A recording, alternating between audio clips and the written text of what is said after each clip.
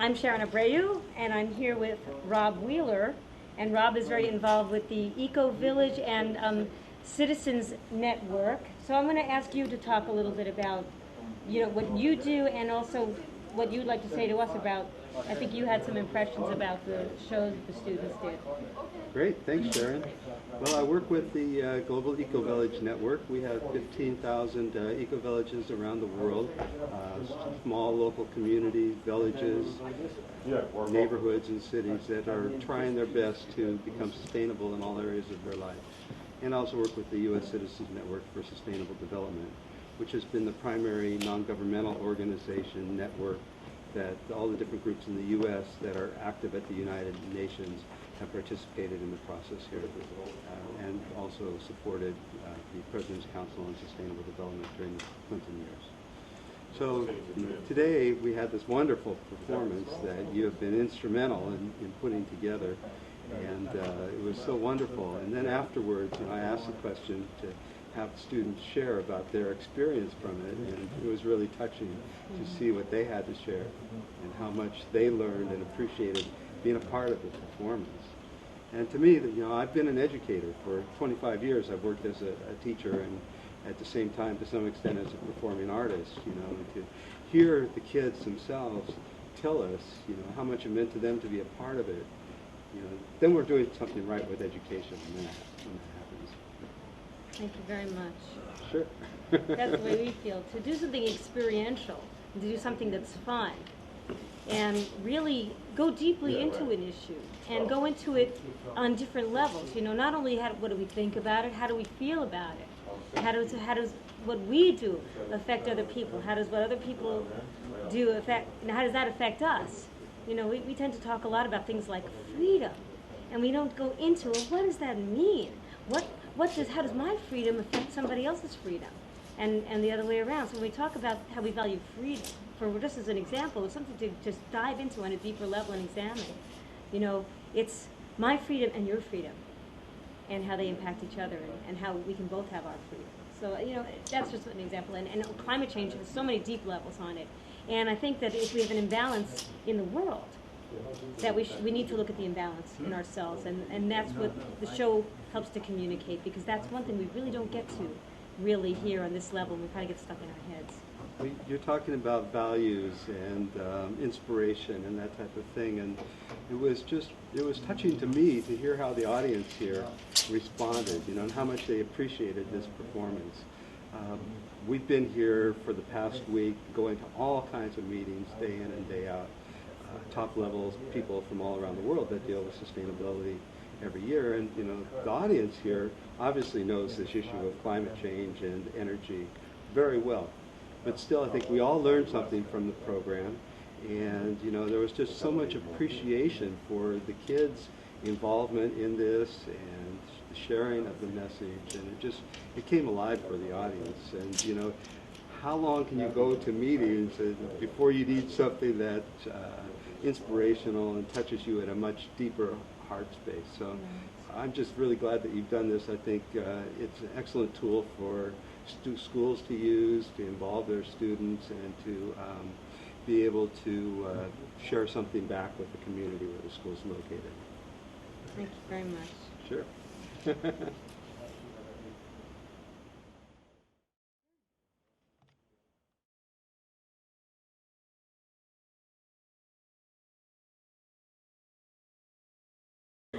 I'm Sharon Abreu again, Executive Director of Earthlings, and I'm here with Carl Schwartz.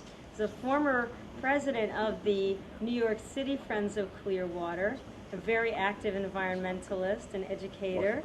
And Carl was here at our performance of Penguins on Thin Ice at the Dag Hammarskjöld Library Auditorium at the UN this morning. Well, let me say, first of all, congratulations both to you and to Michael. The two of you have really grown, and I want to tell you, Sharon, I'm really impressed with the fact that, I've been doing this NGO thing with you for several years, and your background, your theatrical, your operatic, your musical background has really been amazing.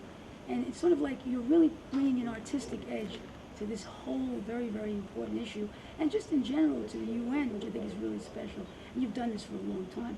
And what you've written on global warming was way before Al Gore got involved with that, way before the world has gotten involved with that, and I think it's really serendipitous, and there's a lot of synchronicity involved in you doing what you're doing, and now the world is catching up with you, Sharon. It's Yeah. really true. And I'd love to interview you and how you thought of that, and I feel very close to that because, you know, you and I have been friends for a long time, so I'm really impressed with that.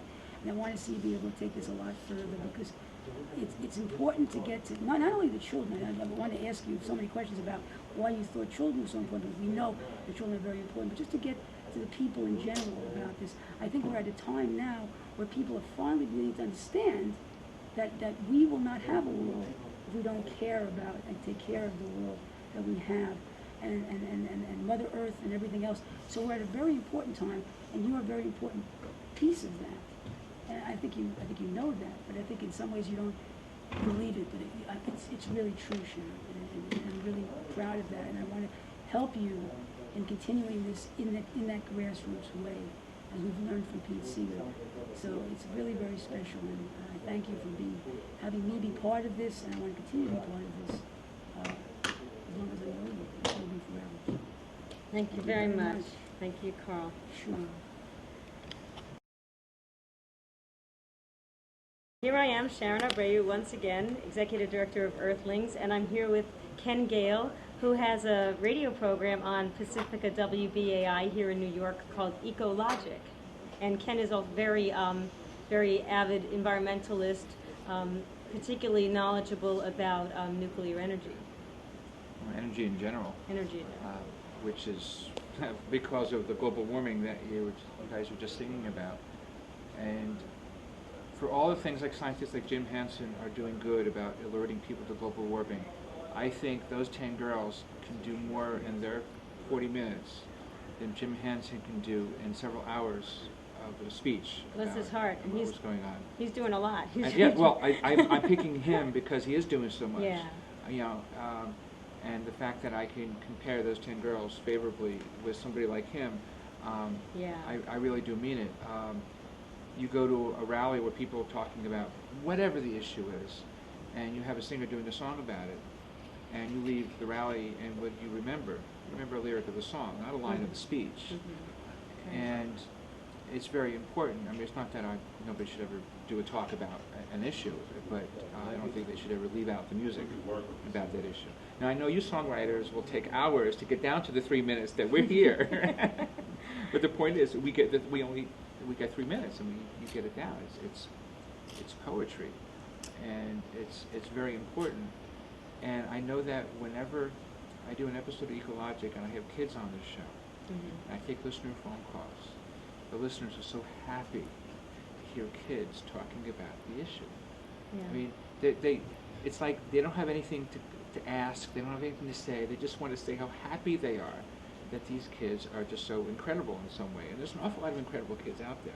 Yes. There's a lot of them. I mean, you just only got 10 of them. Right. And it is so cool because, yeah, people love to say all kids ever do is play video games and, you know, whatever.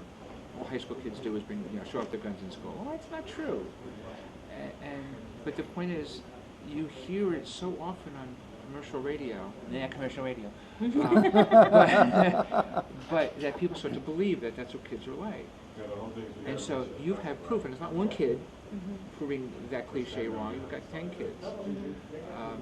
And it's so funny to watch the teacher be all teacherly, you know, and then, you know, off to the side, she's like so proud of them. And it's so, and they just every bit of pride there until they know. They don't, they know now, sorry. Yeah. But art and science, I think, is an actually incredible combination. I mean, I'm tired of one more Sappy Love song. Been there, done that. Yeah, and you know, it's important to combine them, and Penguins on Thin Ice is a great way of combining it. And as you know, because I've played some of the songs from it on the air Right, you several have. times over. Thank you. Yeah, but you know, it's good. It sums up something. You know, I did a show in Oceanography. I had your water song on because you talked about the waters of the earth, and that's the ocean is the earth water. So it was important, and you know, my guest was sort of raising his eyebrows. And, oh, what's this? I've never heard this. Oh. I said, I wish I had the kids singing it even better. You know, 'cause it's 10 voices instead of one. You know, it's not that I'm putting down your voice. No, I know that. I know it takes 10 people to make up for one of me. That's right. But well, you had your back to the audience because you were watching the kids, but the audience really got into it. I mean, I hope Mike got some of their applause and their smiles and everything. They were happy. They were as happy as those listeners I was talking about who called in. They were happy to watch this. And every time there was the slightest bit of mistake, they just loved it because it showed it was real. It was heartfelt. It wasn't like this technical proficiency and do they really mean it or not. You know, there was this feeling that they meant it. Yeah. You know, through the shyness, and I think that's a big part of the success of this. So Right. you know, I hope the kids don't lose that either. Yeah, well, you know, that's the thing. Kids often don't feel that they have a voice. I know some really caring young people that are in high school, in college, and they are depressed about the state of the world and what is being handed to them. And so we want to, you know, when we educate, we also inspire, we also empower, we also engage.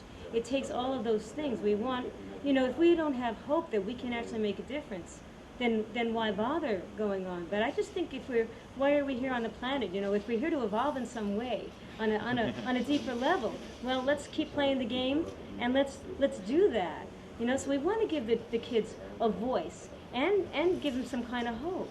You know, and in terms of having music here at the UN, I got started here 9 years ago, 10 CSDs ago, because I got hired to sing at a trade union ceremony. And I knew from watching people in suits who were participating in these talking, you know, dialogue sessions, walk into the room and their whole energy changed for that 1 hour, or that few minutes that they were in the room with the New York City Labor Chorus and with my quartet, the Eton, when we were singing. And to see the whole energy change in the room, people's hearts starting to pump and blood starting to flow and smiles and clapping and rhythm. And it was the only time during the whole 2 weeks that anything like that was happening. And that's how this came to happen today.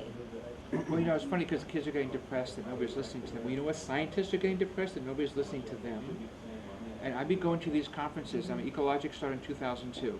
I used to go to conferences before that. Now I go to like 5 times as many.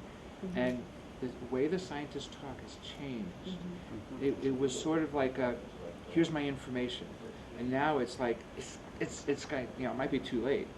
I mean, some scientists feel that way. Other scientists go, well, if we act like it's too late, then we'll do nothing. Right, we can't we can't be doing nothing, and we're giving up life. And we can still mitigate it, slow it down, so maybe, you know, our grandchildren, you know, won't have to deal with this bull, even if our kids do. But the scientists are depressed too, so the kids don't think they're being listened to. The scientists are finding out the people who make policy won't listen to them. Right, and we know we've seen in this country that the Environmental Protection Agency comes out with climate reports, and then the government goes and edits those reports, takes out very, very important information, they make it seem like there's things are doubtful that are not at all in doubt anymore. So, and you have to ask yourself, why is this happening? How can people want to do that? And that's what we're trying to... I heard a great song about that today. Ah, okay. About oil.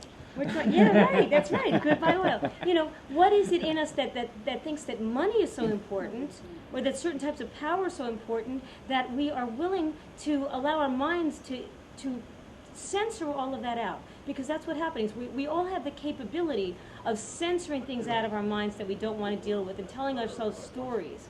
And I think we need to get honest with ourselves, and we need to go deeper into ourselves to come to that place where we say, you know what, we have enough money to do this. We all have enough. Some of us don't have enough. Guess what? I can give some of what I have, and I can feel great about it, and I can still have plenty. And that's where we need to be now. We really need to be there now. And that's the mass a media strong is message doing in this. this show. They're doing this balance thing. Because there have been so many grad students that have studied all the scientific papers on global warming. And they're going, you know, where's the disagreement? Where's the disagreement? And they'll read 1,000 papers or 1,500 papers, depending on how much energy this poor grad student has. They should be working on solutions, but no, they're doing statistics on these papers. Look, I intend to write about what you were saying. I'm sorry that I wasn't here when you had the show. I would like to get some input from you, what you actually did, and if you have some kind of handout. We do. As a matter of fact, I can give you a program, and the information will be there, and you can go visit the website and hear the songs Yeah. and read the script. Give me the stuff, because really, I'm covering other things now. Mhm. And, We're just finishing up an interview Yeah. here. We'll be done in a minute, and then Yeah, let me- I'll be Talk happy about to give you some Yeah. information. Time. But anyway, what they're Okay. finding is that it's the mass media reports on global warming that have the disputes, not the scientific papers. Mhm. And scientists never agree on anything. I mean, they have conferences where people are fighting and name-calling and everything else. They've never agreed on anything like this. It's rare and it's shocking to these folks. But the mass media has to grab, because there's a think tank in Annapolis, that ExxonMobil will put millions of dollars, $65 million between 2001 and 2005 alone, trying to discredit global warming because they don't want to lose that oil that you sang about. Cast out on human activity Yeah. influencing global warming. And so it's the scientists who are in agreement, it's the mass media who is not. Mhm. And somebody pointed out at the Building Energy Conference in Boston in March that if you also look at the mass media reports, and somebody analyzed this in England, that they talk about the bad news, never about the solutions. Mhm. Despite the fact that there's so many solutions in renewable energy and more efficient cars, more efficient appliances, you know, power strips and everything else that you could do right now, you can do it today. But they'd only report the bad news, no solutions, and that's That's the right. other problem. So besides Right. reporting the oil companies spin, they also don't say, what can you do about it? So people are going to get depressed about it, and the Right. kids, what are they going And to they get just go told? shopping. Yeah. Um, Well, I think we should wrap up, but I want to thank you so much for the very, very important comments, and we really appreciate it. and I want to thank you. Thank you so very And much. Really, take the show on the road. Hey, Yeah, we will yeah. do that. Thank you very much.